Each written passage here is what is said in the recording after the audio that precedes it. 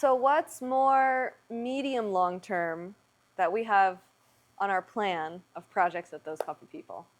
Well, from the producer side or from the origin side, we have this big obsession of making Antioquia a great origin again.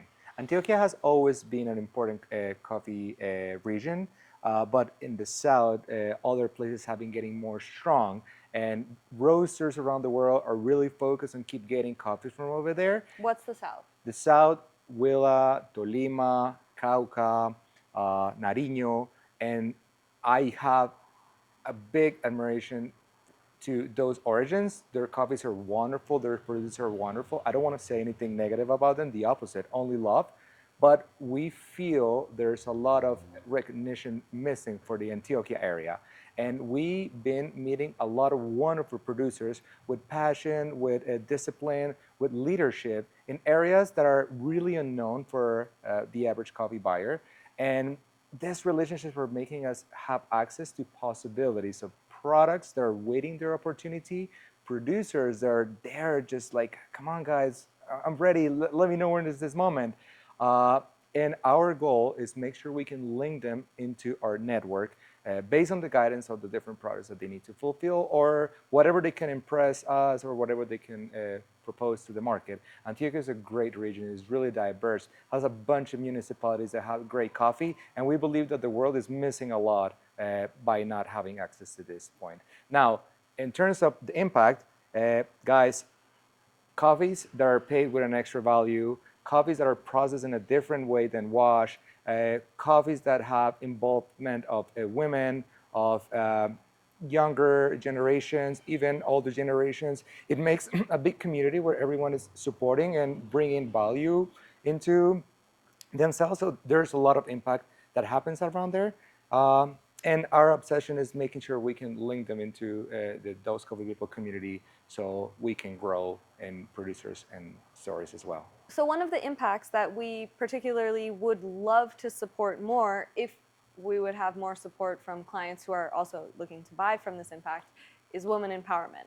I personally feel that it's my duty to support women empowerment. I have an interesting story about how I grew up. I grew up in a super feminist household without necessarily knowing it or understanding it or making actions towards like being super feminist. But I remember growing up that like when McDonald's had boys' toys and girls' toys, like going to the McDonald's and my mom would tell to me and my brother, like, you want a boy's toy or a girl's toy? To both me and my brother. And like I could say I want a boy's toy, and my mom and my brother could say he wants a girl's toy, and like whatever. And it's just like these small actions that I grew up with that I didn't necessarily understand were feminism. And I grew up honestly learning in college, in university, that women didn't have the same opportunities as men because I just grew up so blind to it. I just grew up thinking there was no chance that a woman would have less opportunities than a man. And so I feel that that was like an absolute blessing that I had in my life, and it's the reason why I was able to do, I think, a lot of the things that I do with confidence. And I would love to be able to support that with other women and be able to hopefully give someone out there the same sort of confidence that I had growing up.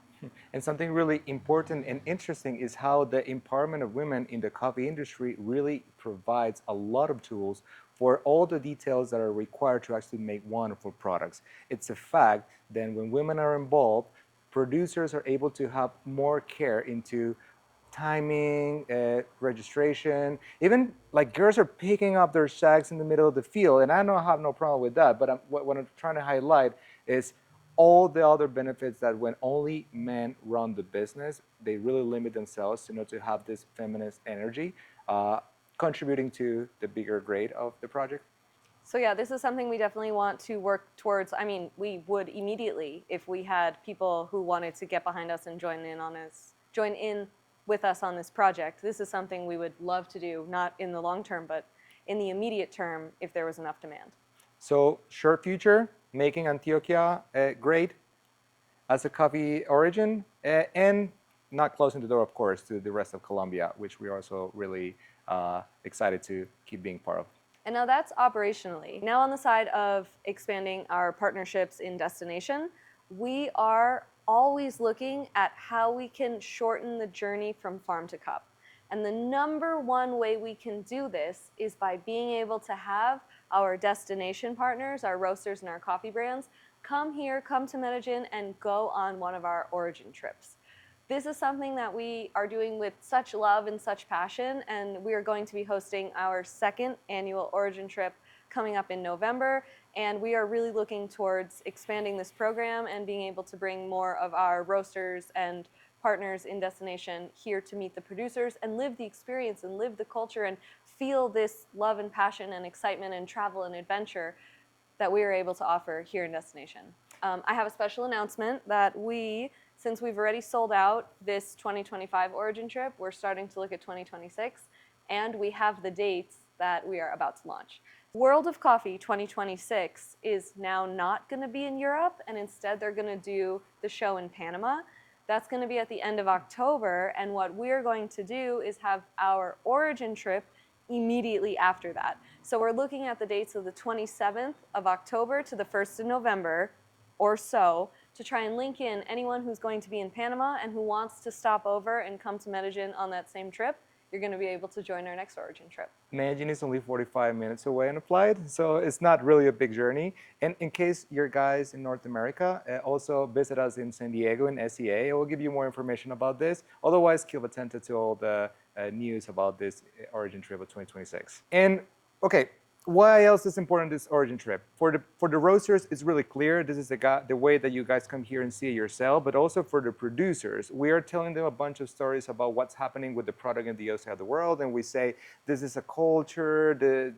Many people are coming together around the coffee that your guys producing, and they believe it. But like, they ask, so how do they look? Who they are? What do they say about our coffee? And guys, this is the moment. You're both together in the same place. Language could be a challenge, but it's gonna flow. When you're there, we make it work. it will work, and you're gonna be able, both sides, to share this diversity, to share these perspectives, and to be together around the thing that we love, coffee.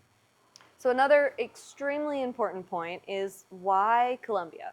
When there's so many coffee producing nations, why Colombian coffee is something that is really special, really unique. And there's a couple of reasons there. I'm Colombian. Okay, four reasons. Good. Andres is Colombian. Something that's really interesting logistically, because remember, we started this business with this pain point of logistics and getting the products actually to people's doors is really difficult. And Colombia is very well positioned for the North American market. They have a port in the Atlantic, in the Caribbean, Cartagena, and a port in the Pacific, Buenaventura. And they are also physically very close, so that courier partners like FedEx are able to fly product directly to our clients' doors for a really affordable price. So geographically speaking, Colombia is in an excellent position. Now, from the harvest perspective, we have 2 harvests during the year. It means that we're gonna have availability of high quality beans twice per year. Things can change a little bit with the timing depending on the weather, but it's gonna be like an additional guarantee that you guys, in case you're having any trouble with your coffee forecasting, at least you have 2 chances per year to access to the coffee. And this is different because most other producing nations, they only have one time, and it's all that coffee comes at one time, and get it or it's gonna be gone. And yeah, in Colombia, there's 2 main peaks of harvest. Also, the volume of production. Colombia still maintains a really good amount of people that still bet in producing coffee in the traditional way. Arabica is still the goal. Colombia wants to keep loyal to what we started. That also brings other challenges with the way that we process here. The steep hills, the labor, and all the things that will still require manual practices are gonna keep this ecosystem of people working for it with more manual detail and all the beautiful things that this make in the product. It's a hands-on desk product. It's a human product in this case. And why is that an impact for anyone looking to buy coffee is because if you have a land, let's think about Brazil. It's a little bit more flat. They could plant their trees in a way where machines can drive through and just these big arms come and collect everything. Green beans, red beans, twigs and stick leaves, everything, collect it all. While in Colombia, the mountains are so steep, I'm talking like a double black diamond ski hill level steep, that there's no way a machine's getting anywhere close to there.